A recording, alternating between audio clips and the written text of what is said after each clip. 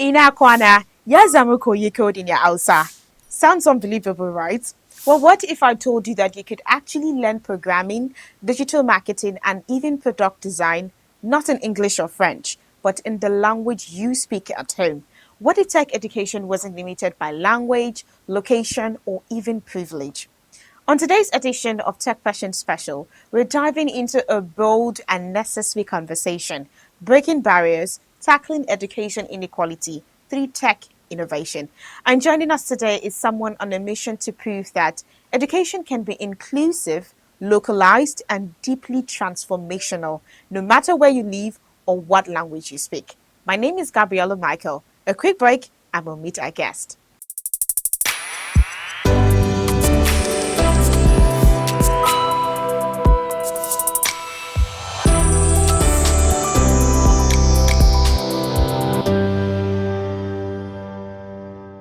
All right, so definitely, I must say your journey is a truly a remarkable one. I was having a conversation recently.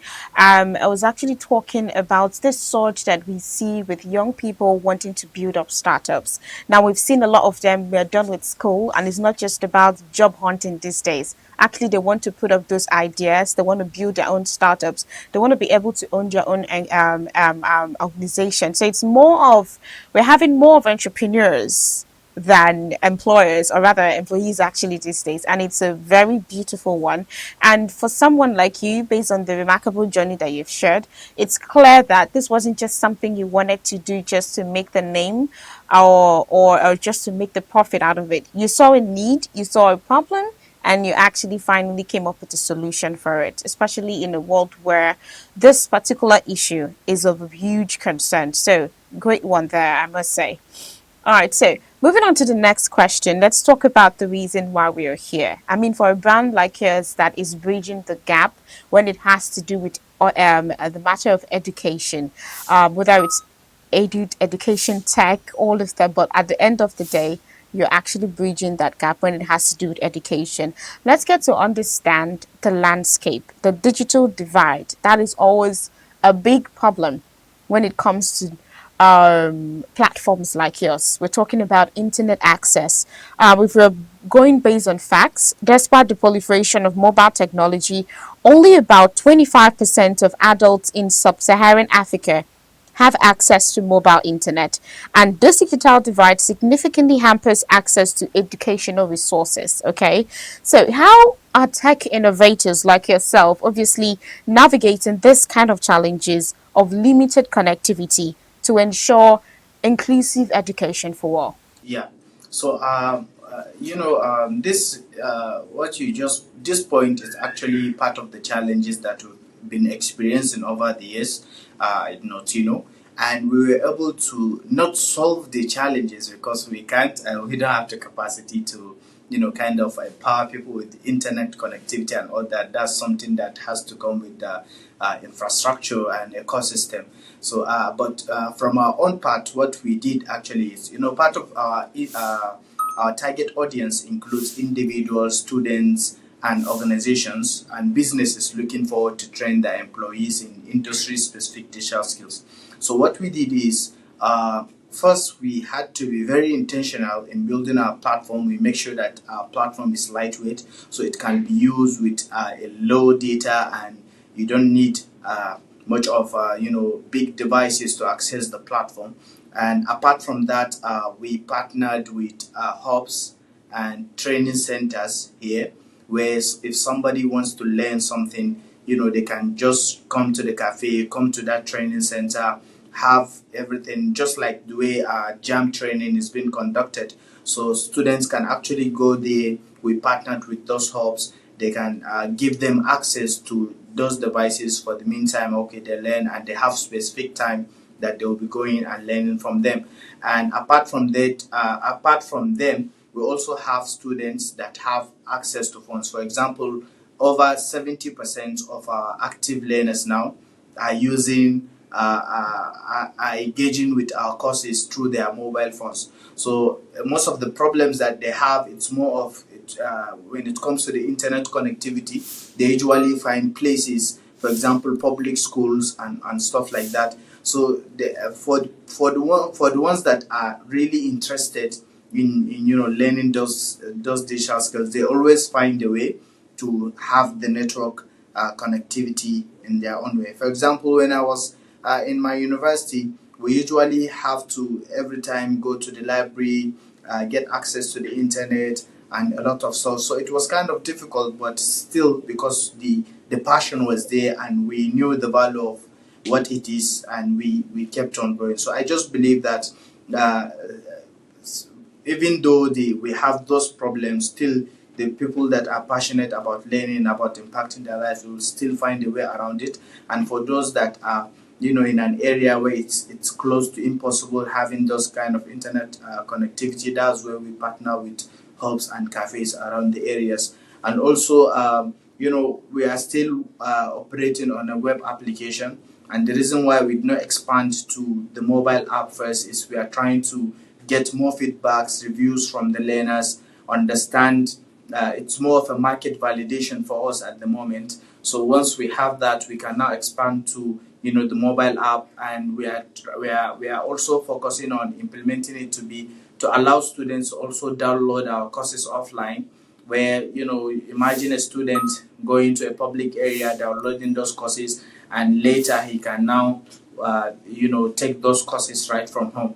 So that's how they kind of. I don't know if that answers your question.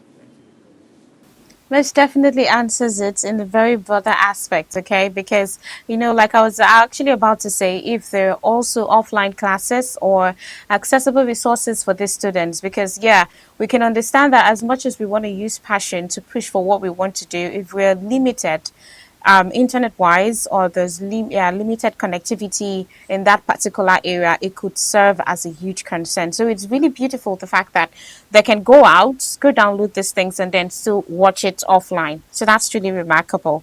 So let's talk about another challenge, and that's money. Financial constraints remain a significant barrier, with unpredictable school fees that is always actually forcing children to drop out. Now, this has nothing to do with just the private schools. Even in public schools, irrespective of there's some schools where you'd hear that maybe they do not pay school fees or tuition fees, but there are other things that they need to take care of. Then we have different sets of people that have a lot of needs that they need to take care of, and maybe education seems to be more of a hurdle, especially in the aspect of funding it.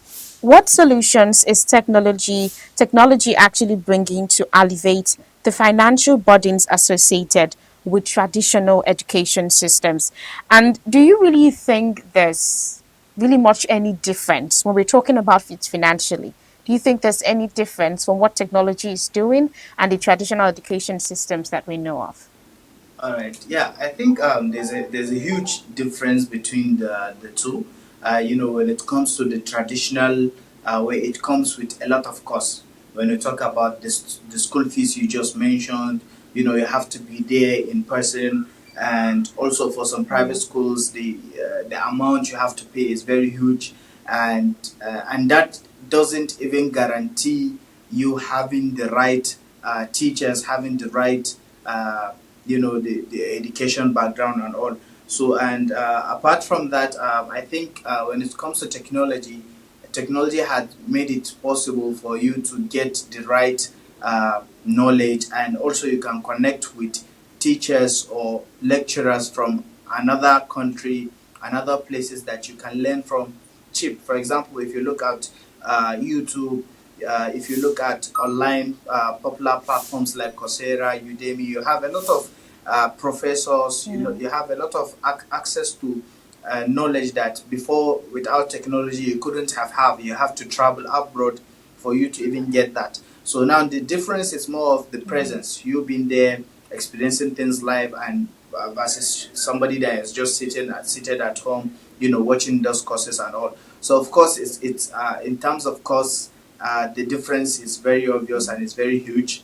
All you need is a device. All you need is a mobile phone and your internet, and you are right into it. And we have a lot of, we have free courses for people that can't afford courses, and we also have organizations. For example, in 2024, we had these courses on computer basic operations, where organizations at Katsina State, IDS and Data sponsored 100 students on the platform for them to access those courses and take it for free.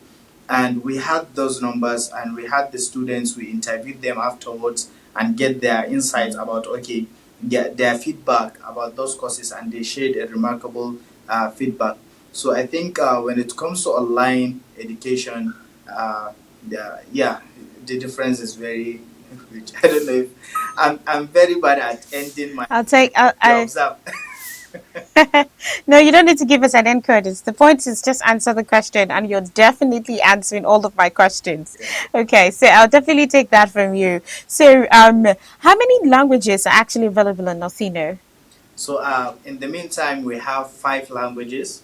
Um, you Okay. know, we at first we had Hausa, Yoruba, Igbo. Mm-hmm. When I traveled to Mm-hmm. Jitex Morocco, which was the beginning of this year, we've also now Okay. included French and Arabic. So Mm-hmm. so for those courses that we have on ground, it's we have people that actually review the content and all, and also we have enough data sets when it comes to our AI translation feature on that regard. But moving forward, we are trying to expand into other Mm-hmm. African native languages. A round of applause, actually. I'm doing that in my head right now, but that's actually truly brilliant, I must say. So, with over 2,000 languages obviously spoken across Africa, language barrier often hinders learning. Okay, and we understand that these are the solutions that you're trying to solve, especially when educational content isn't available in native languages. But in a field where it is believed that people who thrive are either fluent in English or are tech savvy or most definitely literate, okay? So I'm talking about the field of tech because that's where pretty much where you're focused in the lane and that you're obviously focused in. How relevant, or should I say substantial, is language localization in edtech? And what strategies do you think can be employed to make learning more accessible linguistically? Yeah, for millions of African native speakers, I think now most of the online education content that we have to them is just more of having a library in a language, a library full of books in a language that you don't understand. So no matter how the content is, no matter how well it's crafted, if you don't understand the language, that it doesn't make any point to you. So, and to me, language is mainly for communication. So just because you know how to speak English doesn't make you smarter than somebody that speak French or somebody that speak Chinese or stuff. So language is there for the process of expressing yourself, sharing message from one person to another. So when you look at countries like India, Chinese, and all that, you will find out that most of their educational system, even Saudi that does Arabic, most of the academics they do in their own languages, and that doesn't make them, less intelligent, or it doesn't make them dumb or stuff like that. In fact, it even gives them that kind of comfort when it comes to learning and all. So, and later, if you learn English, then you'll use the English communication skills to communicate, maybe to communicate with international clients, with international team and all. So, when it comes to localization, I think that's a very huge barrier when it comes to African education, and it's something that it shouldn't be overlooked. So, yeah, I think that's my point. We actually make it more accessible? You've obviously identified that it's a barrier. Aside from what Northino is doing, where can the government come in? Where do the public sectors come in? Even the private sectors? How can we actually make this dream become a full blown reality? Yes. So when you look at countries like Niger, which have initially made Hausa now as their primary language, so which means that for every people now in Niger, when it comes to their academics and everything, they are going to now communicate and facilitate all in Hausa language. So for that aspect, I've seen that okay, the government actually have the power to like change everything just with one just decision and announcement. So, for example, we have policymakers here in Nigeria where even if it shouldn't be changed, since we have a lot of languages in Nigeria, it shouldn't be changed directly to okay one single language. At least we can have the adoption of different languages with different areas. Okay, from so region, then these schools are expected to also integrate some courses into your own local language and all. So when it comes to policymakers, I think it's something that they can really implement and it's going to work. And when it comes to private sectors, just like I mentioned, part of our target audience involves organizations. So we can't do things alone. Most of organizations, for example, British Council that I worked with, they have the influence, they have the the infrastructure and all, where they can make us more of a pipeline for them. We can now see how we can impact learners and all through their network. And when it comes to NIDA, for example, there's this program and 3MTT. We have digital literacy for all. I've sent multiple proposals that okay, since this is what is happening, we have a lot of courses that we can localize. We have courses on cybersecurity as we speak. We have courses on computer-based operation. And I think through us, we can really be a pipeline to, deliver that to a lot of Nigerians and Africans, per se, learners that are interested in courses in that area. So I think it's a movement, and it's not just as a one man job. It needs all these key other components for it to make a whole. Yeah.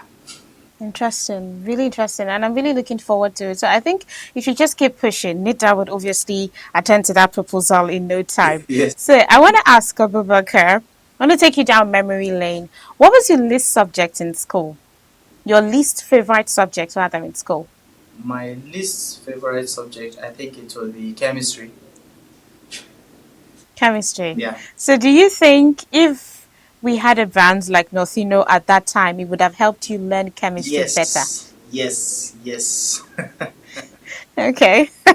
Are you sure you're not just saying that because I it's your brand? actually thought, see, if you asked me about this maybe 5 years ago, I would tell you that okay, it was Yeah. chemistry, physics, maths, and all, because I find Yeah. it very difficult to comprehend the lessons that I've been taught and stuff like that. And when I was in the university, I now discovered YouTube. And when I discovered YouTube, I think one thing that helped me is, the animation that I've been having. Okay, once this concept is being explained, I see the practicality aspect of it. So the school where I graduated from, we did not have any practical and all. So all of the chemistry terms sounded like magic to me, and that's why it's my least favorite course. Oh, okay. So let's get back. So beyond translation, do you think that cultural relevance actually plays a vital role in education? Yes, sorry. Yes. When it comes to cultural relevance, which is something that was also a challenge for us because we've translated over hundreds of contents from English to native language, specifically Hausa, and now we are trying to use AI to help us do the translation, even though there's a huge gap when it comes to the data set and all. But one thing that we also observed, it's when it comes to contextualization and cultural relevance, that's a key component that you can't take away from human translators and all. So for example, if somebody is educating you, we will want that person to be using analogies that resonate with you, examples that you know of. For example, if you are doing a course on digital marketing, I can now give reference to somebody that is selling suya. He can do this, he can do this and do that. So that's something that somebody will definitely understand. But if I should use other examples that are not, related to our own environment and community, which is what is happening mostly with the textbooks and all that we have, so it's going to be difficult for you to relate to that. So I think, it's actually playing uh, a huge role when it comes to education. Okay, so let's push further to leveraging technologies. I mean, we've seen the rise of AI. It's not something that obviously started off today, but I'll tell you that 2025 gave us a different version of AI that we did saw coming, but I don't think we saw as far. as it is currently. So now the rise of AI, it presents both opportunities and also has its own challenges. While AI can personalize learning, there's also this risk of worsening existing inequalities if not implemented thoughtfully. So my question is, how can AI be harnessed to promote equity in education rather than actually just widening the gap? So, so when it comes to AI, right, I see AI not just more of something that is here as a disruptive technology and all. I see AI as a tool, right? So whatever you do, Mm, if now AI come and meet you, it's more of now how do you utilize AI to help you do the work and achieve your goals. So AI to me is just like if before you are into transportation and you use amalanke. I don't know what amalanke is in English, but it's more of having cows and a ride. People that ride on cows in the ancient days. And now when you have a car, now you as somebody that uses that before, yeah, it's more of now an opportunity for you to get a car, and it will be more efficient for you to take the passengers where they want and more. So AI is just a tool, and I believe when it mm, comes to personalized learning that can be implemented. We also have features like the AI tutor, we have features like the translation AI model, and a lot of more. So some of mm, them we are not just making online hyping. That's why we are not saying okay, we are working on this, working on mm, that. We are more of mhm. focusing on what do we have on ground now, what's the problem that we're solving, and our learners, how the learner's journey for us at the moment.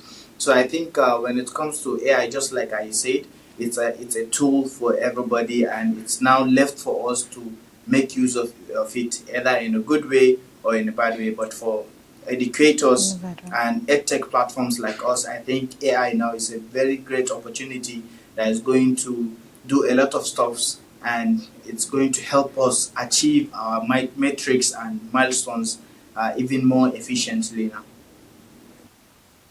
So you do not actually have this because there's some talks going around that AI might actually tend to make this generation way too lazy to want to do a lot of things because it just believes that anything they're looking for, they just have to go and insert it on any AI, give the AI some prompts, and that does it. And they're not putting the effort to do proper research, but it's leaving it up to AI. What do you think about that conception? You see, just like the analogy that I gave, right? For example, now when you work, sorry, let me give you another example. For example, for mathematicians, when the calculator was invented, definitely the first thing that will come up is now people are going to become lazy. Maybe you might be dumb, you will not be able to do calculations. You are letting the machine do the calculation for you. And what happens after that? Even with the calculator now, more complex problems are now coming up, more difficult challenges are coming up, that even with the use of the calculator, you still have to use your mind, your brain to solve those challenges. So that's actually from the kind of perspective that I see this. It's more of, for example, having a car. If you don't have a ride, you don't have a means of transportation, definitely you are going to trek from point A to point B, which is that going to be beneficial for your health and all that. But now having a car for you to drive from point A to B now, when it's the advantage is when it comes to efficiency, you want to arrive there on time and all that. So I think people are actually using AI not just because they choose to be lazy or stuff like that. It's because they see an easier way to do things, and why wouldn't they do that? So it's more of now it's going to challenge us rather than make us lazy.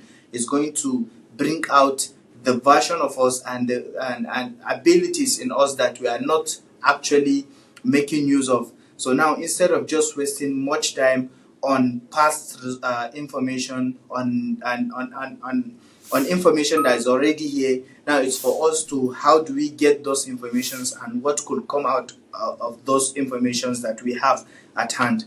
So I think AI is here to challenge our ability as humans. All right, so let's trace back to when we talked about culture, okay?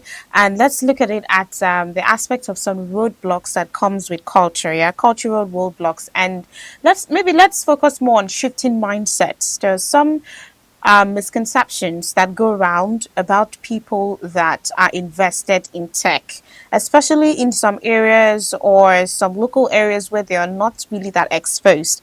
Resistance to change, rooted in cultural and also psychological factors, often impedes the adoption of digital education. Let's say, for instance, there's some people in some localized areas that believe that if their child is so much invested in tech and they want to learn more about it, whether they're even using Northino or they're being taught in English, they tend to believe that they're using it for fraud. Okay, my child is trying to learn Yahoo. All right, so where does this come in when we're talking about strategies that can be employed to overcome these barriers and foster a culture and even a community that embraces digital learning? But because most times, these misconceptions are not just coming out of the blues. Most times, these kids actually just feel that learning something about tech, learning coding, learning something about robotics, understanding how to use ChatGPT way better, or monetizing it, it's just another way for them to get into some sort of illegal activities. It's not just because the misconceptions are there. These kids now get to believe that that's what it's all about. What strategies can be put in place to change these So I think misconceptions? naturally, right, as humans, we always have the fear of the unknown. So when we have less knowledge about Mm. something, we kind of it kind of scares us, right? For parents, for example, for in order to have that, definitely is going to be through awareness about creating awareness for them about this is what is happening, this is where the digital world is going, and all that. Because some things you may think that, oh, it's obvious, everybody knows that, but actually it's not everybody that knows. You are just part of the people that have that know about that. So it can also be implemented through community trust, individuals like religious leaders, like teachers, exactly, like especially teachers. Parents have already have trust with teachers. Somebody will take his 3 years, 4 years old child to a school, giving them all the resources they need and all that. So they have full trust in schools. So if through those channels and of course community leaders as well, elders and all that. So if they can be, become advocate in this, if they are properly aware about, okay, this is the important, and also not just being biased on this, the importance of technology, also highlighting the disadvantages of this, in what ways those kids could be affected, and in how, what is the risk there, and what's the mitigation for those risks, and what's the advantage. Because just because it has disadvantage and risks doesn't mean that you shouldn't implement that. For example, if you look at airplanes, when planes are first invented, definitely I know whoever goes fly in an airplane is going to be regarded as a crazy person, or somebody that's Mm. not not taking his life seriously. So but through seeing other people Oh. results, okay, somebody has traveled, it's actually working and all that, before you know it, now people build trust. So it's something that takes time, and with the right investment, with the right strategy, I think it's something that is going to in the long run really have the trust it's needed from the community. Interesting. You know, when we actually started, you said you were looking forward to us having a productive conversation. Trust me, we've had more than that. I mean, it has been an amazing time here with you. But before we get to wrap it up, let's look at the future. Let's look at nothing. Let's have a future outlook. Let's say we imagine a student using Nothino in the year, let's say 2035. I mean, we're in 2025, right? Let's add 10 more years to it. 2035. What do you hope their learning experience looks and feels like? So actually, which is something that has really been pushing us forward, is being centric to our learners. We kind of have this strong link with them that we understand. Even from our platform, for example, we are not after just the sign-ups that we have, the number of students that we have or not. That's not our key metrics that we use to evaluate our success. Our main success is okay, who have gone through Notino platform, what kind of courses have they taken, and they've acquired certificate. Okay, after that certificate, did they use those skills, implementing it back to their business? Are they getting jobs and all? So I think from that aspect, it's what we are actually focusing on, and it's going to be a very huge success for us if we can have people going through Northino and getting access, and passing through the bridge that we are saying we are building, which is from digital literacy and illiteracy. So I think, and also having the opportunity, enabling them to add up to the global workforce. So I think that's how we see it in the long run. Also, we see content creators, educators, and tutors understanding the importance of localization, working with translators and all, to ensure that when it comes to content, we are not just making content in English, but also to African native speakers as well. Yeah, that's a really huge dream, and I really hope that that turns out to be a big reality pretty sooner than later, even way sooner than 2035.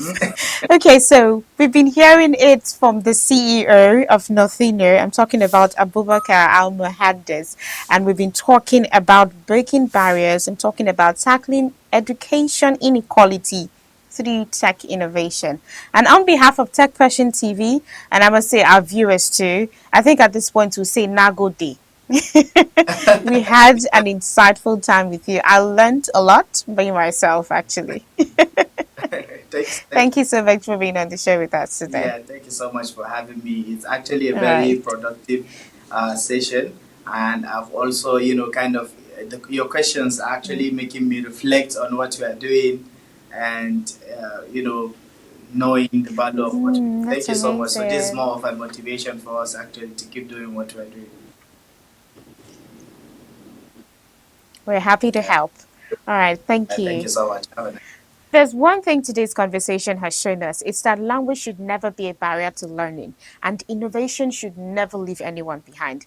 A big thank you to Mr. Abubakar Almuhandis for sharing his insights and passion with us today.